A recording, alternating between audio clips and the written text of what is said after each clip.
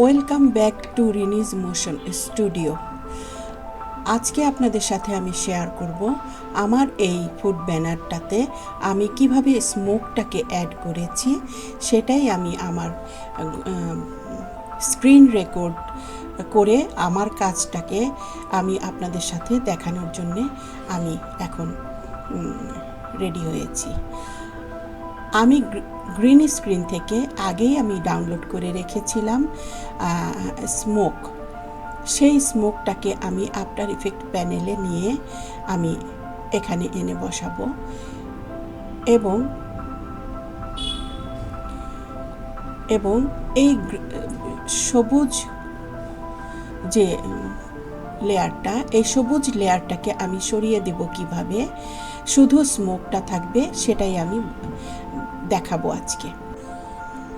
আমি effect and preset থেকে আমি কি লাইট 1.2 এটাকে আমি সিলেক্ট করে আমি এই সবুজ অংশে বসিয়ে দিলাম।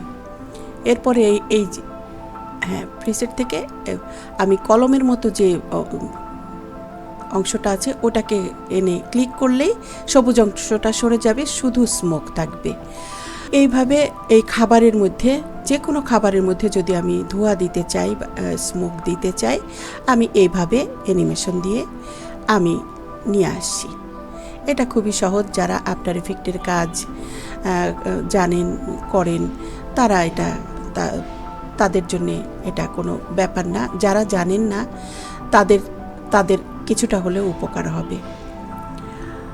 আমি আজকে আপনাদের সাথে এটাই শেয়ার করলাম, কারণ একটা ব্যানার বানাতে বেশ কিছুটা সময় লাগে, কিন্তু ব্যানার বানানো শেষ হলে সেটা শো করতে গেলে 5-10 কিংবা 15 সেকেন্ডের বেশি এটা করা যায় না, কিন্তু বানাতে গেলে তো 2 ঘন্টা, 1 ঘন্টা 2 ঘন্টা সময় লেগেই যায়।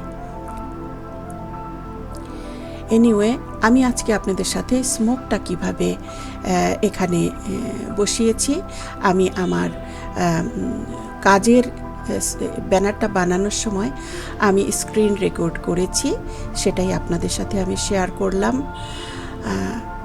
আমি পর্যায়ক্রমে কিভাবে আমি ব্যানারগুলো বানাই সেগুলো আপনাদের সাথে আমি শেয়ার করব। আমি নিজেই আমি আমার টাইম পাস করার জন্যে আমি আমার এই বয়সে আমি বিভিন্ন কোর্স করেছি এবং আমার পেজগুলা আমি পরিচালনা করি, নিজেই রেডি করি, নিজেই বানাই, নিজেই আপলোড করি। এগুলো আমি করে আমার খুব ভালো একটা সময় আমার কাটে। আপনাদের সাথে আজকে আমি অনেক কিছু শেয়ার করলাম। খুব ভালো থাকবেন সবাই। আল্লাহ হাফেজ।